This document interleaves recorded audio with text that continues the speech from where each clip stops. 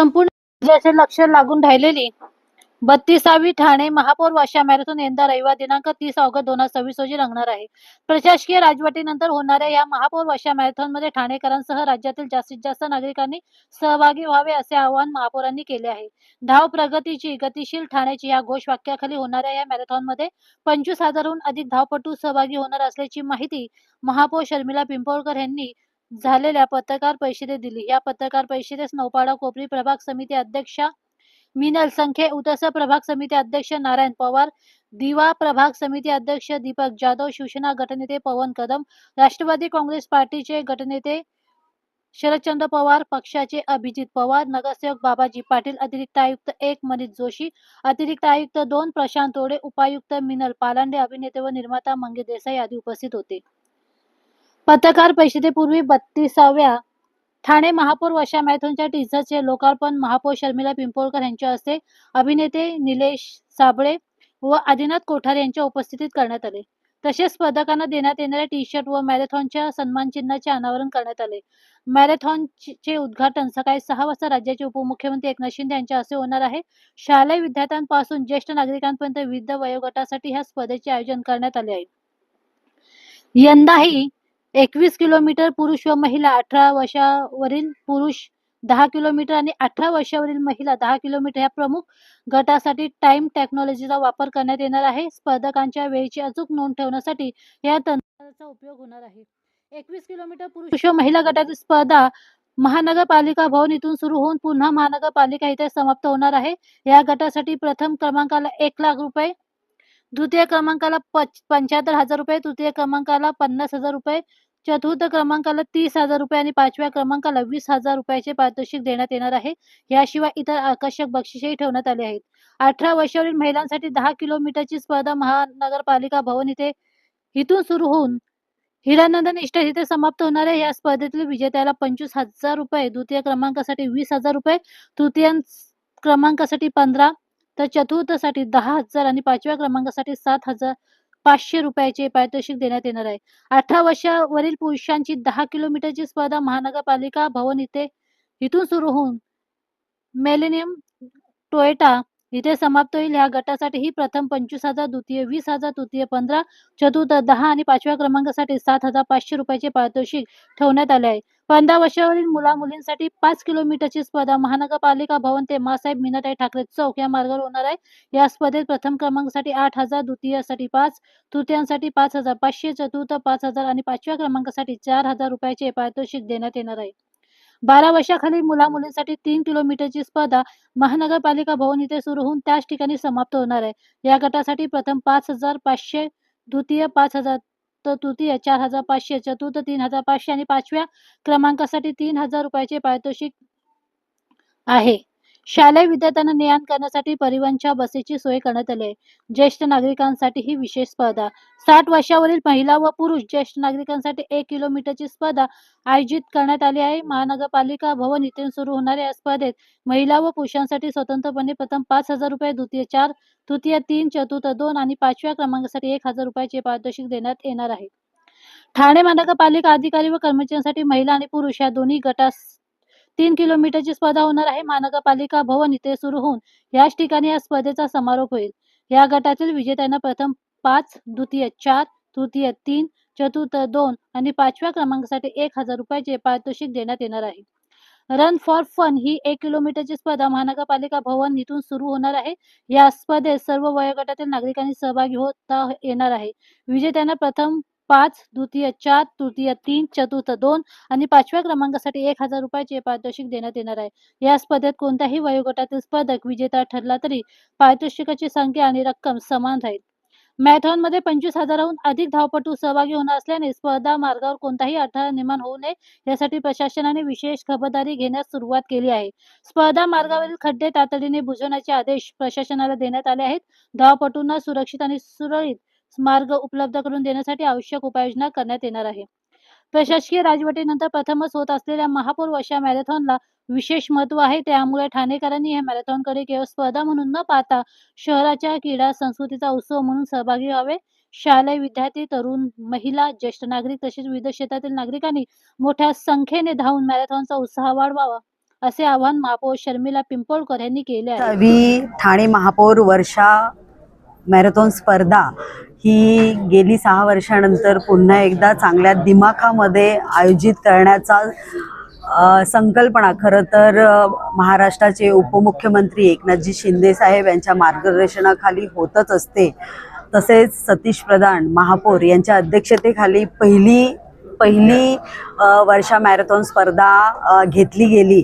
त्याच्यानंतर मला वाटतं आज आपण पुन्हा एकदा 32वी वर्षा मॅरेथॉन स्पर्धा 2026 मध्ये आयोजित केलेली आहे, जी माझ्या अध्यक्षतेखाली संपन्न होणार आहे. मला वाटतं खूप चांगल्या पद्धतीचं नियोजन आपण या वर्षा मॅरेथॉन स्पर्धेचं केलेलं आहे. सर्वात मोठी स्पर्धा ही 21 वर्षातील वयोगटातील पुरुष आणि महिला यांच्याकरता होणार आहे. त्याच्यानंतर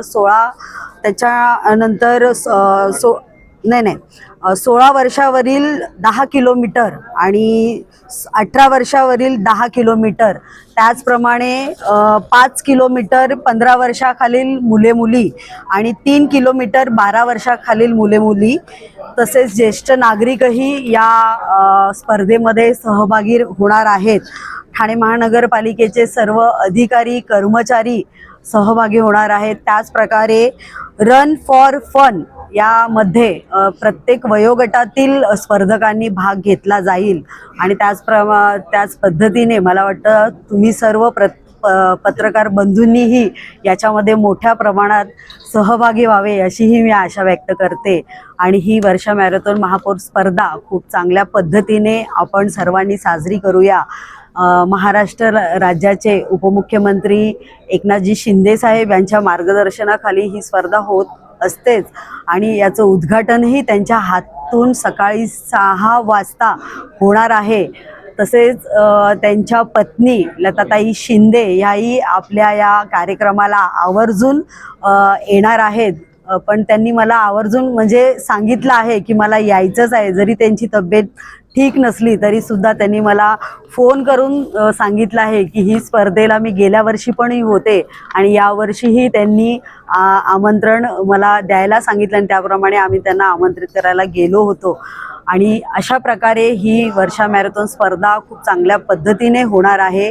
प्रत्येक वयोगटातील नागरिकांचं स्पर्धकांचं इथे काळजी घेतली जाणार आहे. प्रत्येक जागोजागी सर्व ठिकाणी आरोग्य सेवा दिली जाणार आहे. खाण्यासाठी खाद्यवस्तू ठेवलेल्या आहेत. सर्व पक्षीय नगरसेवक त्याचप्रमाणे सर्व आपले कार्यकर्ते हेही इथे 57 स्पॉट्स आयोजित केलेले आहेत. ज्या ठिकाणावरून धावपटू धावणार आहेत त्या ठिकाणी जी व्यवस्था केलेली आहे त्या ठिकाणी चांगल्या पद्धतीची सेवा त्या स्पर्धकांना मिळाली जाईल याची काळजी घेतली गेली आहे. मॅडम, अनेक ठिकाणी खड्डे देखील पडलेले आहेत. या खड्ड्यांसंदर्भात किंवा मेट्रोची कामं आहेत या संदर्भात प्रशासनाला काय मला वाटतं ज्या वेळेला ही स्पर्धा घेण्याचं आयोजित ठरलं त्याच वेळेला आपण लगेच एक बैठक घेतली अधिकाऱ्यांसमवेत आणि आपण दौरा पण केला होता. MMRDच्या अधिकाऱ्यांसमवेत आपण बैठक घेतली आणि मला वाटतं ज्या दिवशी 30 ऑगस्टला ही मॅरेथॉन स्पर्धा असेल त्यावेळेला सर्व नियोजन एकदम नियोजनबद्ध असेल. मॅडम,